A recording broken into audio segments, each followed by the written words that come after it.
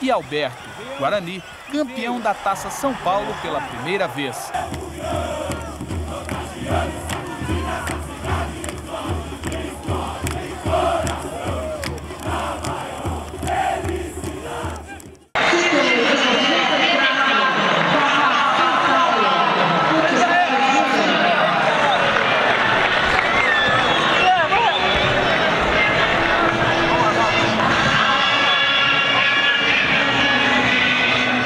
Uma sensação incrível,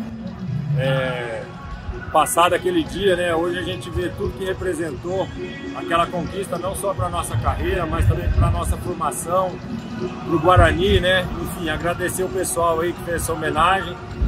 Todos nós estamos muito felizes, né? Estender também essa homenagem a todos que não puderam estar aqui. É questão de distância, logística, enfim. Mas é um título que representa muito para todos nós, né? Principalmente para o Guarani. Então, muito feliz aqui e agradeço a diretoria por ter feito essa homenagem para a gente.